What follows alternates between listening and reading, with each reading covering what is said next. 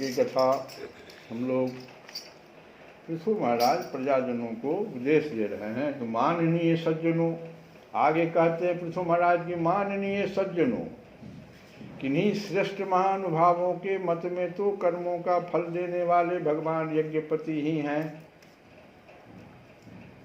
कोई भी श्रेष्ठ महानुभाव है तो उनके द्वारा जो मत व्यक्त किया गया उसमें तो यही लिखा हुआ है कि कर्मों का फल देने वाले भगवान यज्ञपति ही हैं।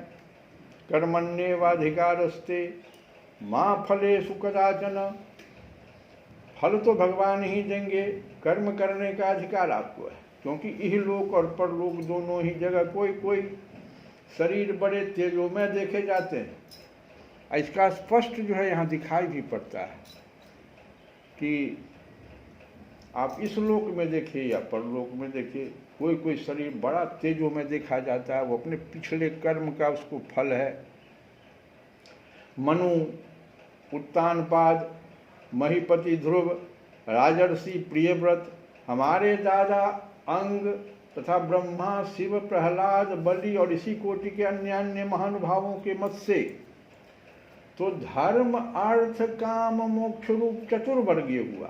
धर्म अर्थ काम मोक्ष ये चतुर्वर्ग कहलाते हैं, तथा स्वर्ग और अपवर्ग स्वाधीन नियामक कर्म फलदाता रूप से भगवान गदाधर की आवश्यकता है ही।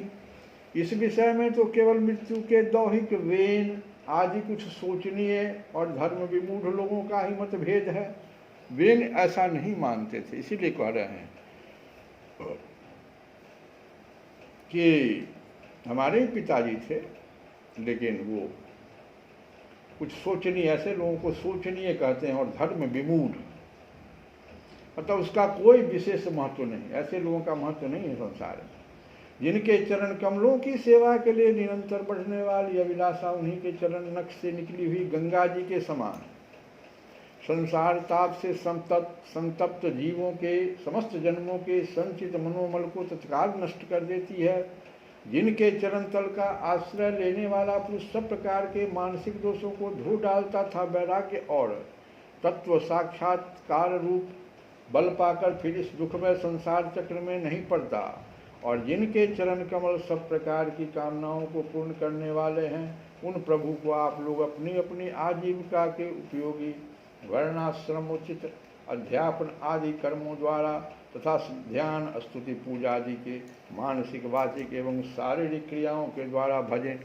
स्पष्ट प्रजाजनों को इस प्रकार का पृथु महाराज उपदेश दे रहे हैं कि आप लोग अपने अपने वर्णाश्रमोचित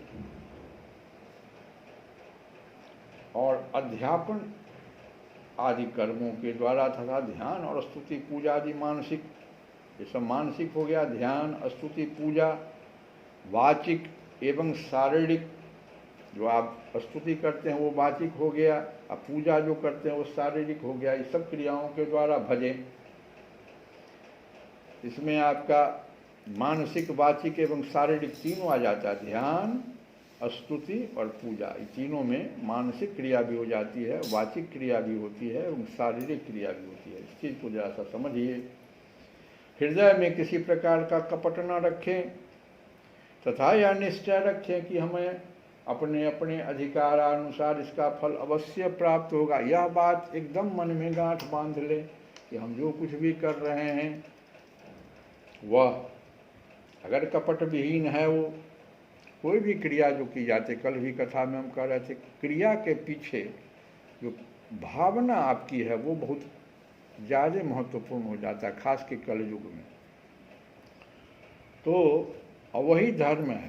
परहित में भी देखिए, अगर आप भलाई कर रहे हैं लेकिन आपका भावना अगर उतना अच्छा नहीं है, आप दान कर रहे हैं, भावना आपका ठीक नहीं है, वहाँ पर अगर अभिमान व्यक्त हो रहा है।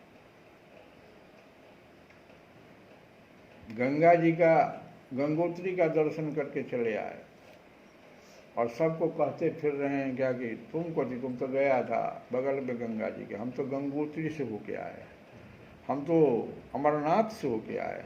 ये सब अभिमान सूचक शब्द है। ये आपको, जो हम लोग माता जी की कथा में पढ़ते हैं वो रक्त बीज वाली कथा, जय बूंद गिरेगा उतना रक्त बीज, यही हो जाता है।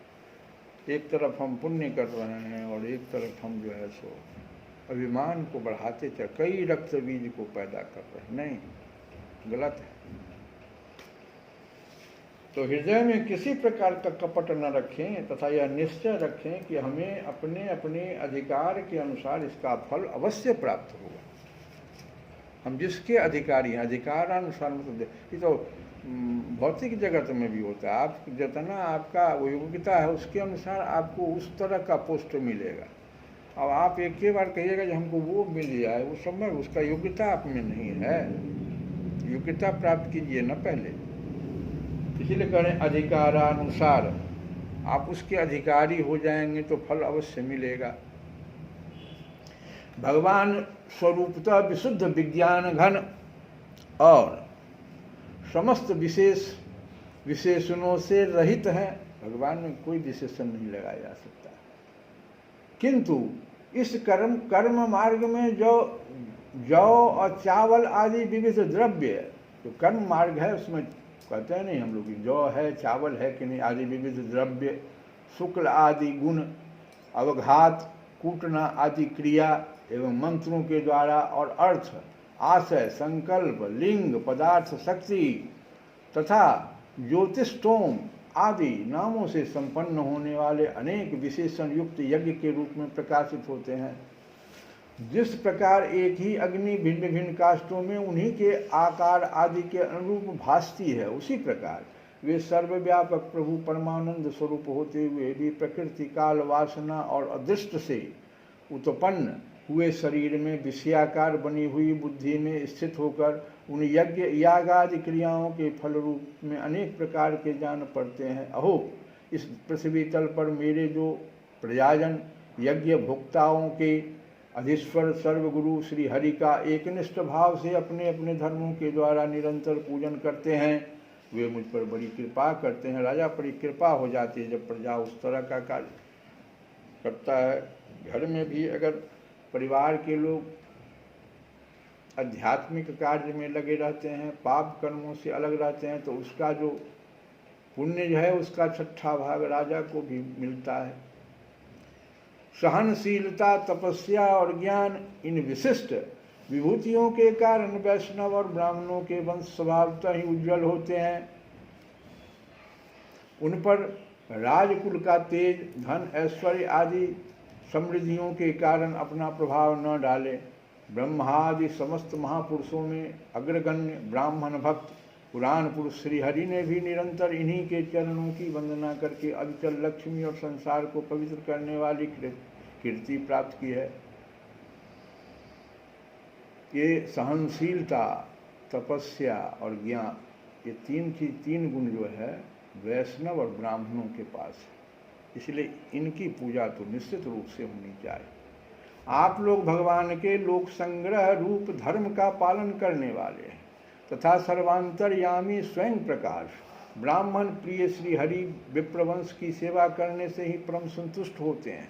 भगवान भी हैं, विप्रवंश की सेवा करने से परम संतुष्ट होते हैं। अतः आप सभी को सब प्रकार से विनय पूर्वक ब्राह्मण कुल की सेवा करनी चाहिए। इनकी नित्य सेवा करने से शीघ्र ही चित्त शुद्ध हो जाने के कारण मनुष्य स्वयं ही ज्ञान और अभ्यास आदि के बिना ही परम शांति रूप मोक्ष प्राप्त कर लेता है। अतः लोक में इन ब्राह्मणों से बढ़कर जिस लोक में हम लोग हैं, इस लोक में इन ब्राह्मणों से बढ़कर दूसरा कौन है जो भविष्य भोजी देवताओं का मुख हो सके। देवताओं का मुख ब्राह्मण कहलाता है। उपनिषदों के ज्ञानपरक वचन एकमात्र जिनमें ही गतार्थ होते हैं, वे भगवान अनंत इंद्रादि यज्ञीय देवताओं के नाम से तत्वज्ञानियों द्वारा ब्राह्मणों के मुख में श्रद्धापूर्वक हवन किए हुए पदार्थों को जैसे चाव से ग्रहण करते हैं, वैसे चेतना शून्य अग्नि में होमे हुए द्रव्य को नहीं ग्रहण करते। तो इस प्रकार से अभी प्रजाओं को और भी ज्ञान अगले हम लोग कथा में सुनेंगे। आज कल वाली थोड़ी कथा को बढ़ाते हुए जो हम कह रहे थे धर्म की परिभाषा, धर्म के बारे में जो हम कुछ कह रहे थे, उसमें एक बात कल कहे कि वाली भी अपने को, जैसे वशिष्ठ जी का पहला सूत्र जो है उसको ध्यान रखो, योग कुयोग ज्ञान अज्ञानु अजहाँ नहीं राम प्रेम परधानु। अगर आप योग कर रहे हैं, अगर आप ज्ञानी हैं और भगवान राम का प्रेम नहीं उससे बढ़ा, आप भोग में अगर उससे लग गए, उसमें हमने रावण का भी उदाहरण दिया था, और रावण का एक उदाहरण आज भी देंगे कि कितना ज्ञानी था वो। जब मेघनाद मारा गया तो देखो, मेघनाद के मरने पर सारी स्त्रियां रो रही हैं, और रावण का सुनो ज्ञान, कितना बड़ा ज्ञानी है वो। तब 10 कंठ विविध विधि समुझाई सब नारी। बताओ कितना बड़ा वो ज्ञानी उस समय बन गया। पुत्र मारा गया, उससे पहले जो है और लोग मारे गए, और वो अपना ज्ञान का बखान कर रहा है। क्या कहता है कि स तब 10 कंठ विविध विधि समुझाई सब नारी नश्वर रूप जगत सब देखूं हृदय विचारी। तो वही हाल हो गया कि स्मरण शक्ति से हम खूब रटे हुए तोते की तरह, और जब जाल बिछाता है तो उसमें जाके फंस जाते हैं। वही है रावण की हाल। सारे वेदों का विद्वता ये झाड़ दिया, सब नारी को समझा दिया, लव। अब आगे देखो, इस प्रकार का नहीं। और तीनही गोस्वामी जी वहां पर झट से कर, जैसे वहां पर गोस्वामी जी बाली के समय कह दिए कि महाअभिमानी, वैसे यहाँ पर फिर गोस्वामी जी कह दिए कि तीनही ज्ञान उपदेशा रावण आपनु मंद। दूसरे को तो ज्ञान उपदेश कितना भारी भारी कर रहा है। आपनु मंद, कुछ उसको ज्ञान ही नहीं अपने। आपनु मंद कथा शुभ पावन। कथा तो खूब बढ़िया कर बड़ कर, अपना करनी कैसा है तो स्वामी जी कह रहे हैं ऐसा नहीं। पर उपदेश कुशल बहु तेरे जे आचरही नर न घनेरे। दूसरे को उपदेश देना तो बड़ा आसान है, लेकिन आचरण आपका कैसा है, सब कोई आपको देख रहा है। तो स्मरण शक्ति से नहीं, समझ के माध्यम से कोई बात कहिए। पहले जो बात आपने जाना, स्मरण में आया, उसको समझने की कोशिश कीजिए, ये कह रहे हैं। नहीं तो क्या होगा, अभिमान का परिचायक हो जाएगा वो, अभिमान का वो परिचायक हो जाएगा। समझ कर कहना चाहिए। तो यहाँ पर एक भजन हम लोग गा लें कि अंदर के पट खोल रे, घूंघट के पट खोल रे, तुझे पिया मिलेंगे, तुझे पिया मिलेंगे। अंदर के पट खोल रे, यही अंदर का पट है। स्मरण से नहीं, आप भीतर से ज्ञान को भीतर ले जाइए, बुद्धि से उसको ठीक से विचारिए, और उससे आप विवेक उत्पन्न कर लीजिए। वही अंदर के पट खोल रे, तुझे पिया मिलेंगे, तुझे पिया मिलेंगे। घट घट में तेरे साईं बसत हैं, घट घट में तेरे साईं बसत हैं, घट घट में तेरे साईं बसत हैं। और कटुक बचन मत बोल रे, कटुक बचन मत बोल रे, कोई पिया मिलेंगे, कोई पिया मिलेंगे, घूंघट के पट खोल रे, तुझे पिया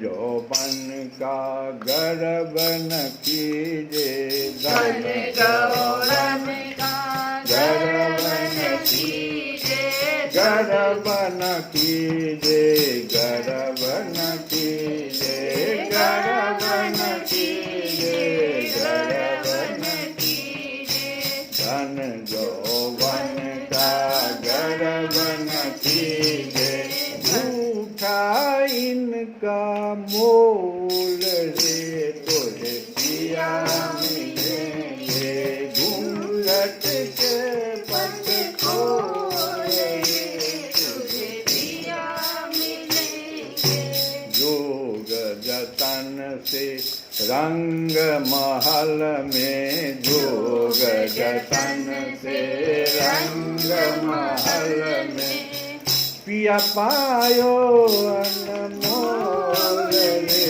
कोई पिया मिलेंगे, घूंघट का पट खोल रे, तुझे पिया मिलेंगे, घूंघट के पट खोल रे, तुझे पिया मिलेंगे, योग जतन से रंग महल में। आपने बहुत योग किया होगा, पिछले बार जतन किया होगा, तब आपके रंग महल ये भीतर आत्मा भगवान का प्रवेश हुआ है, इसलिए कह रहे हैं ये अनमोल है। आपको जो मिला है पिया, आपको अनमोल मिला है। सुने मंदिर में दिया जला के, सुने मंदिर में दिया जला के, आसन से मत डोल रे, तोए पिया मिलेंगे, आसन से मत डोल रे, तोए पिया मिलेंगे, कहत कबीर सुनो भाई साधो, कहत कबीर सुनो भाई साधो, कहत कबीर अनहद बाजत, अरे अनहद मैंने भीतर में आवाज आ रही, अनहद बाजत ढोल रे, तोरे पिया मिलेंगे, घूंघट के पट खोल रे, तोरे पिया मिलेंगे, घूंघट के पट खोल रे, तुझे पिया मिलेंगे। देखो, अब देखो आगे दूसरा सूत्र वशिष्ठ जी ने पुनः दिया। एक सूत्र का तो हमने व्याख्या किया कि ज्ञान, हम कहे योग कुयोग, ऐसा योग कुयोग है, ऐसा ज्ञान अज्ञान है। तो योग कुयोग ज्ञान अज्ञान, ऐसा ज्ञान, जो ज्ञान अभी अभी हमने सुना, रावण का ज्ञान, वाली का ज्ञान, ना ऐसा ज्ञान नहीं हमें चाहिए। अब देखो दूसरा सूत्र जो दिया वो भरत जी के चरित्र के बारे में वशिष्ठ जी, ये जो सूत्र दिया वशिष्ठ जी ने ही दिया चित्रकूट में, योग कुयोग। और दूसरा जो सूत्र दिया वो भरत जी के चरित्र पर दिया, भरत जी को ही कह रहे हैं, वशिष्ठ जी कह रहे हैं। कहते हैं समूझव कहव करव तुम जो जोई, समूझव कहव करव, ये तीन बात ध्यान दो। भरत जी को कह रहे हैं वशिष्ठ जी कि देखो भरत, तुम जो समझोगे, तुम जो कहोगे और तुम जो करोगे, समूझव कहव करव तुम जो जोई, धर्म सार जग होई सोई। वही धर्म का सार कहलाएगा आगे जाकर के। धर्म सार जग होई सोई, यही हो गया महाजनों गते, वही पंथा है ना। भरत जी को महाजनों बना दिया वशिष्ठ जी ने। कहे कि जो समझिए वही कहिए। अब आप लोगों के लिए, भरत जी के लिए नहीं, भरत जी को तो कह दिया कि जो तुम समझते हो और जो तुम कहते हो और जो तुम करते हो, इसमें इतनी समानता है भरत कि यह जो है आगे जाकर के धर्म सार कहलाएगा। धर्म की परिभाषा लोग अगर जानना चाहेंगे तो भरत के चरित्र से जानेंगे। ये वशिष्ठ जी का कहना था। तो यहाँ पर आप लोगों के लिए है कि जो समझिए वही कहिए। ये नहीं कि पढ़ लिया कुछ कह रहे हैं कुछ, और जो कहिए वही करिए। ये नहीं कि कह रहे हैं कुछ और करनी आपकी कुछ नहीं, तब तो आप धर्म को जो है आप लात मार रहे हैं। ऐसे नहीं, इनमें समानता होनी चाहिए। अभी क्या हो रहा है, सभी इन सभी में विभिन्नता देखी जाती है। धर्म के बारे में एक और गंभीर वाक्य गुरु वशिष्ठ जी ने कह दिया, दूसरा सूत्र ये दिया, और तीसरा सूत्र जो उससे भी गंभीर दे दिया कि सो सुख धर्म कर्म जरि जाऊ। वशिष्ठ जी ही कह रहे हैं कि सो सुख धर्म कर्म जरि जाऊ, जहन राम पद पंकज भाऊ। जहन राम पद पंकज भाऊ, सोहन राम प्रेम बिनु ज्ञानु। करण धार बिनु जिमि जर जानु। करण धार बिनु जिमि जर जानु। कोई बढ़िया जहाज हो, मान लो समुद्र में है, खूब अच्छा सा जहाज है, लेकिन उसका कर्णधार कर्णहार जो है, उसको चलाने वाला अगर बेवकूफ़ है तो क्या करेगा, वो सबको लेके डूब जाएगा। इसीलिए वशिष्ठ जी बड़ा स्पष्ट कह रहे हैं कि कर्णधार बिनु जिमि जर जान, सबको लेके डूब जाएगा। धर्म शरीर भक्ति प्राण विवेक अंतरात्मा। सार क्या निकला, ये शरीर जो है वो धर्म है, इसको धर्म के अनुसार चलाइए। क्रिया सब जो आप करते हैं, कहे ना हम 24 घंटों की क्रियाओं को, शरीर के द्वारा जो क्रियाएं हो रही है उसको धर्म के अनुसार चलाइए। और आप जो है, आपका उद्देश्य है विवेक उत्पन्न करना, इस धर्म से विवेक को, लेकिन बीच में आ जाता है भक्ति। जैसे ही धर्म से इस शरीर को चलाइएगा, आपको ये प्राण जो शरीर को चला रहा है वो भक्तिमय हो जाएगा।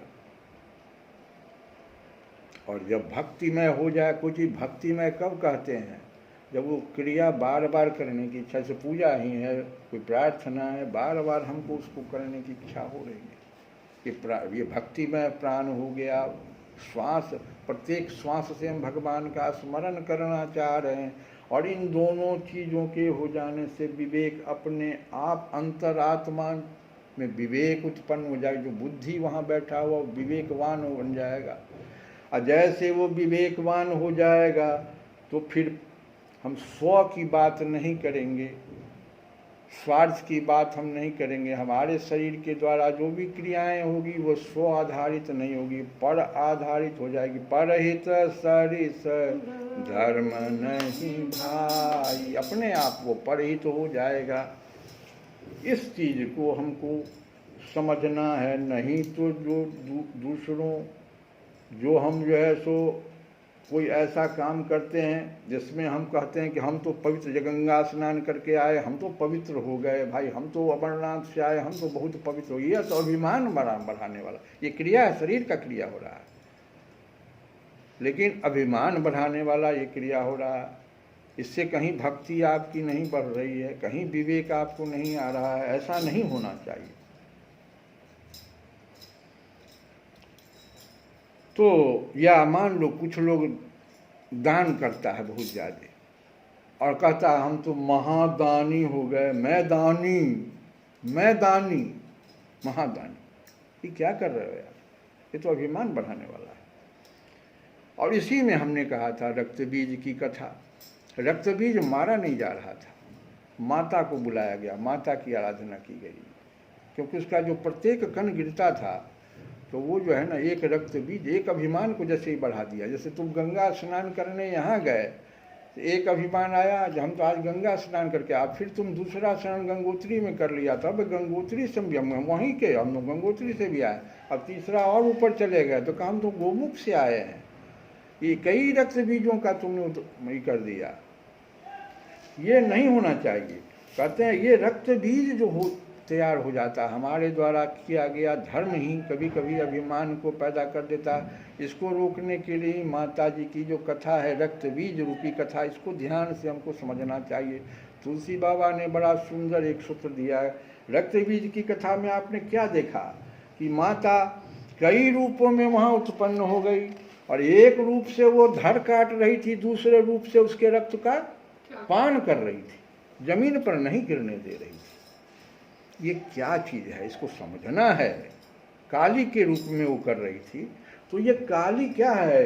तो तुलसीदास जी ने बड़ा सुंदर ही कहा, तुलसीदास विनय पत्रिका में कहा, तुलसीदास प्रभु कृपा